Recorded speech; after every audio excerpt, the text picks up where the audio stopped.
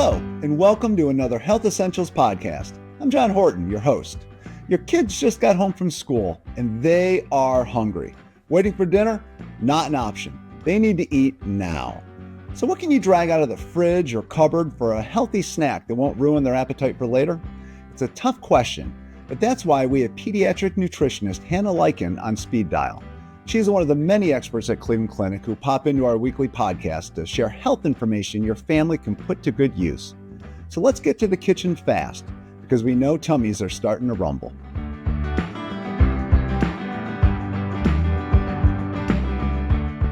Welcome to the podcast, Hanna. Thanks for answering our emergency snack call. All right. Thanks for having me, John. I want to start with a little bit of a confession. I'm a big-time snackaholic. But for as much as I nibble during the day, my kids just ran laps around me when it came to the munchies. Why can't they ever fill up? Sure. So there's a few things that can contribute to that. One being that kids have a lot higher calorie demand per kilogram in body weight as compared to adults.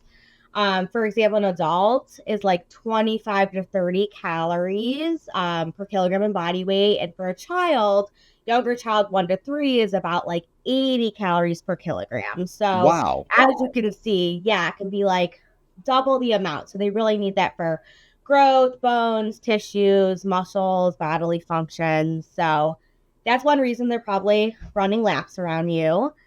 Another thing might just be like unbalanced meals throughout the day, pretty much. Protein and fiber is really going to help you stay full. So if they're not getting enough of that, they're probably going to want to be snacking. Well, and that's what we're here to talk about today.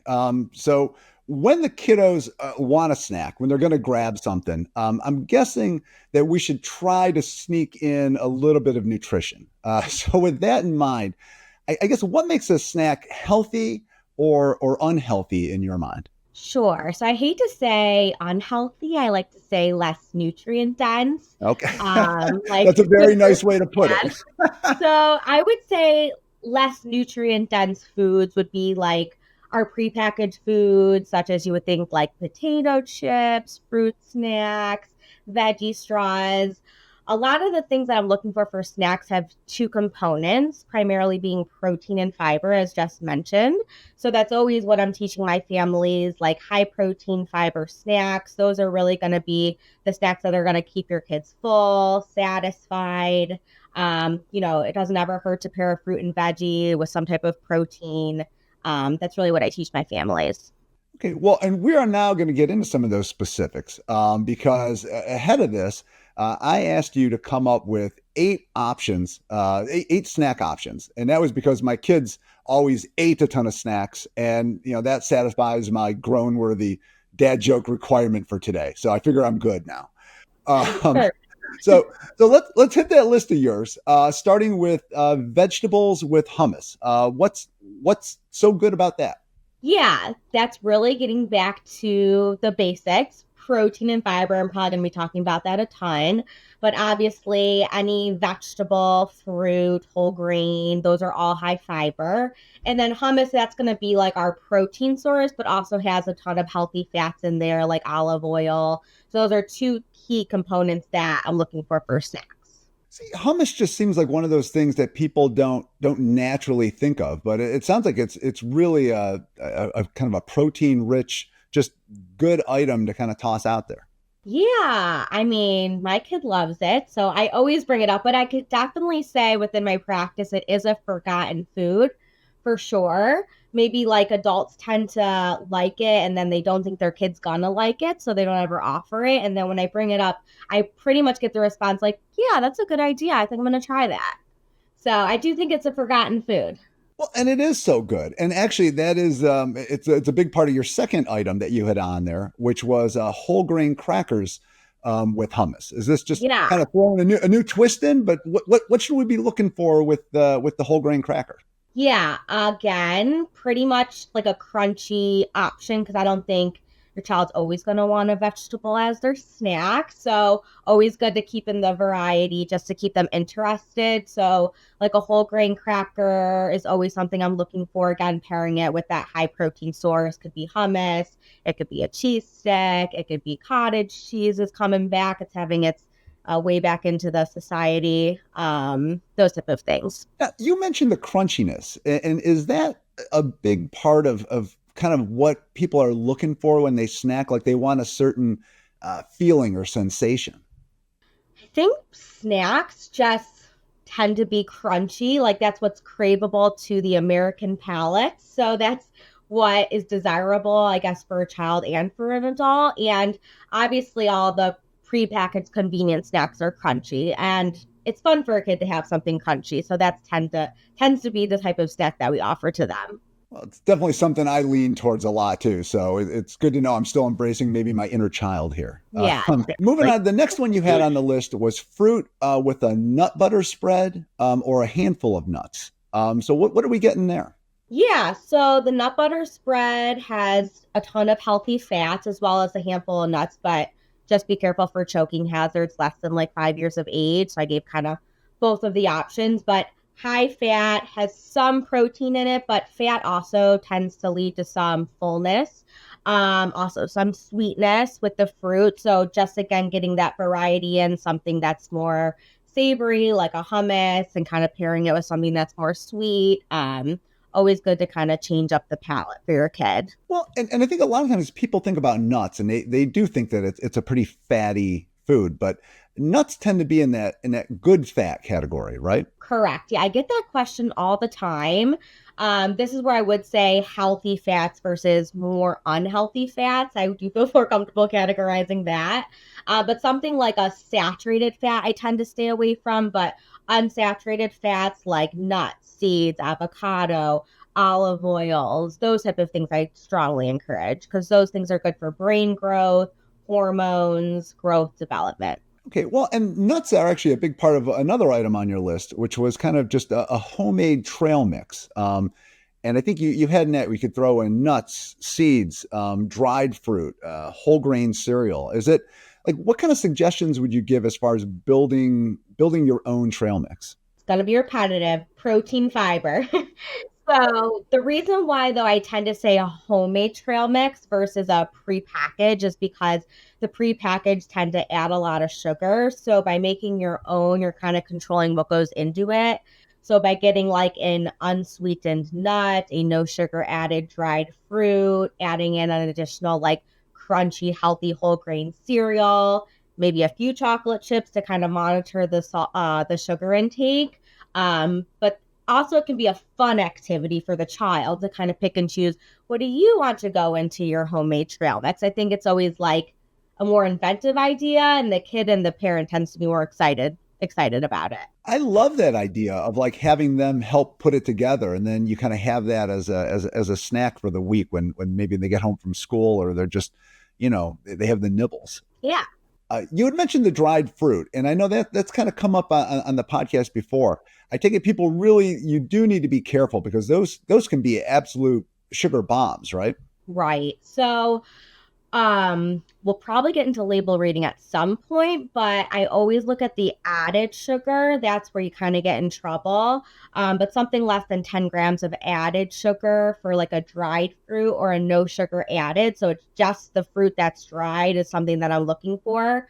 But portion control is also important because I always explain it to families. It's like taking 20 to 30 grapes and putting it into one teeny small package. So you could eat a few packages and you could kind of feel fine about it, but it ends up being a lot more carbohydrates, which can turn into sugars or fats. So just portion control with the dried fruits and looking for the no sugar added I always look for.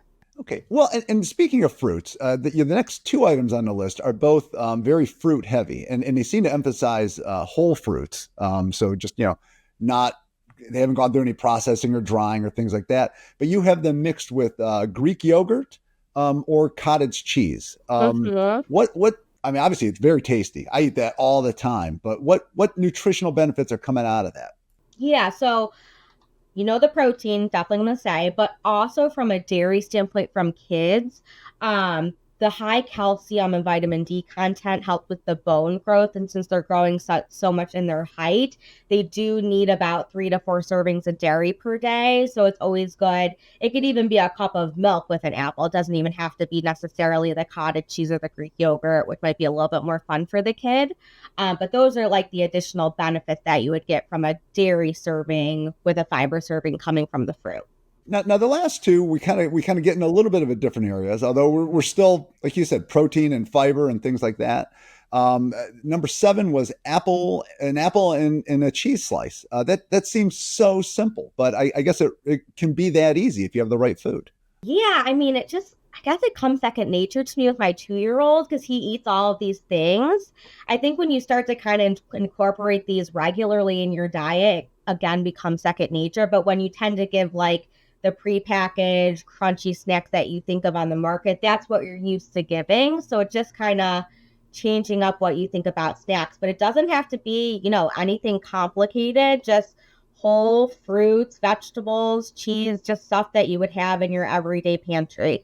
And that is one of the things that strikes me with the list that you sent. Is these they're pretty common items, but they're not necessarily the first thing that you reach for when you're looking for a snack. But Yeah. these all seem like foods that'll fill you up a little bit, and actually, I mean, they're real food. Yeah, exactly. I think people just think a snack is something that comes in a bag, but a snack can be anything that you can be super creative. Anything you put your mind to, you can pretty much make into a snack.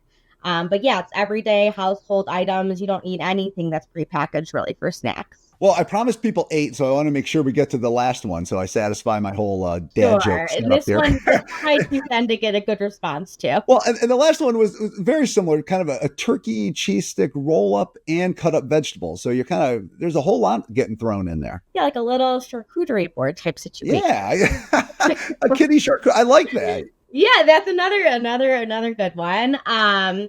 Protein fiber combination, just making it a little bit different for them. I think when I mentioned that roll up, that also kind of strikes families like, hey, like that's kind of an inventive, creative idea for the kid, would be a little bit more fun. I feel like the kids get excited about that one. Oh, as you were like mentioning a little bit ago, the prepackaged snacks are often not the best choice. But as you know, they also are incredibly easy.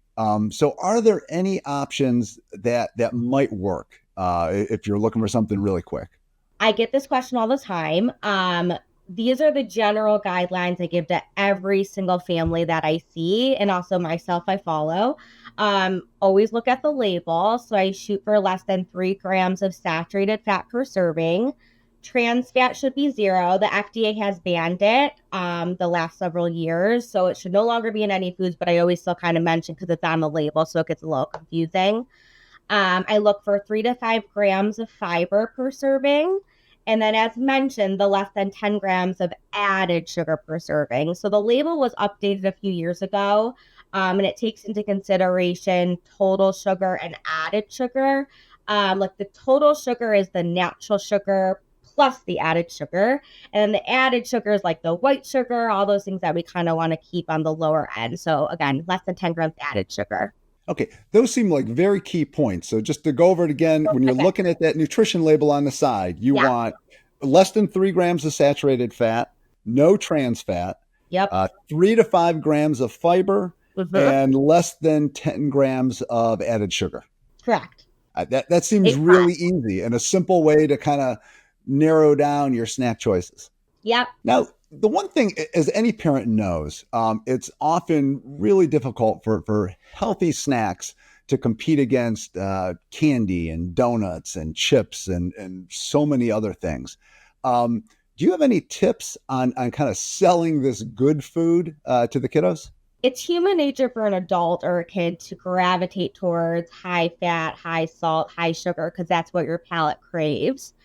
I really like to tell families to try to keep those out of the house and make it an event to go out and get something like an ice cream or a bag of chips. Because again, we don't want to make anything forbidden to the child. So it's really key. Don't try to you're trying not to keep the unhealthy snacks or less nutrient-dense snacks in the house. And again, make it an event like 1 or 2 times a week, or the weekend the family goes out to get those type of treats for the child. So again, it doesn't feel like it's a restricted food for them. That's the biggest takeaway. Um, Also, when providing snacks, I like to tell families to give the child 2 options because it lets the parent have control of the dense item they're going to choose, but then it also gives the child control in choosing what one out of those 2 do they want to pick. So again, gives the child control, gives the parent control, and ultimately they end up with a nutrient-dense snacks, which is the ultimate goal. Another thing I would imagine might work too, and my wife uses this on me still. It seems like if you have fruits and vegetables that are cut up and kind of sitting out there on the counter, you just kind of naturally will grab them and snack on them. I mean, is that a good way to kind of push them out there? Totally. You don't even know how many times I hear, well, we don't have any fruits and vegetables in the house. Oh, well, honey, they're right in the drawer. You got to do a little more prep with them. It's hard. Yeah, exactly. It takes a few extra minutes, but I definitely feel even for my husband, I kind of use that trick, but like pre-washing, cutting, preparing, front of the fridge, that's always a good idea for the older kids who have like more control over their snack choices and stuff like that. But for the younger kids, of course, presenting it to them would be the option for the younger kids. Well, I do. I'm glad to hear your husband's in the same boat that I am, because I feel like every single time, and my wife laughs because she's like, I know you'll eat it if I have it sitting out there. Oh, yeah. And it's like, I'll go through a whole plate of celery and carrot sticks, which I would just never pull out of the fridge on my own. But oh yeah, you guys are exact same. One of the big issues with snacking is when kids just snack too much and then they don't eat a good meal later. How do you find that right balance? Yeah, so it's really as important as a parent to have scheduled meal and snack times. Because if you kind of allow the child to graze throughout the day, they're naturally not going to have an instinct to have a big appetite for a meal. If you're feeling like snack time's occurring like 30 to 60 minutes before your meal and they're just completely avoiding their meal, that's a time to kind of revamp your schedule and say, hey, like, let's move your snack 2 hours before a meal. So therefore, you're not going to have such a low appetite for the main meal. And also protein and fiber. So when you eat a high protein fiber snack, the child's going to portion control naturally, versus when they fill up on the less nutrient dense snacks like the low fiber, low protein, they can eat a lot of that snack, like a lot of chips, a lot of fruit snacks, a lot of veggie straws. And then by the time the carb kind of gets ingested, then they're starting to feel their feelings of fullness, and then it's dinner time and then they don't want to eat. So the natural instinct to portion control with the high fiber and protein is really key. Well, that's where we get back to, like we were talking about, eating real food as snacks and not just, I was going to say garbage food, but what's the phrase you had? Less nutrient dense. Less nutrient dense. Yes. Well, this conversation, I have to be honest, has made me really hungry. But before we part ways and I head to the kitchen, do you have any other advice or guidance when it comes to kids and snacking? Yeah, I would say that snacking is just a natural process for both children and adults. It's very common and healthy. I want to emphasize healthy for kids to snack. I would just say as a parent, I know you always just want to make sure you're doing right by your child. You're just giving them the best of everything. So by providing nutrient-dense snacks, by giving them a few options to choose from, being a good role model, those kind of things will support optimal growth, development, and help with their hunger. Hanna, thank you so much for such a wonderful conversation. And I think I have a banana waiting for me upstairs. So thanks for joining us. All right. Thanks, John. It's okay if your kids want to snack. They all do.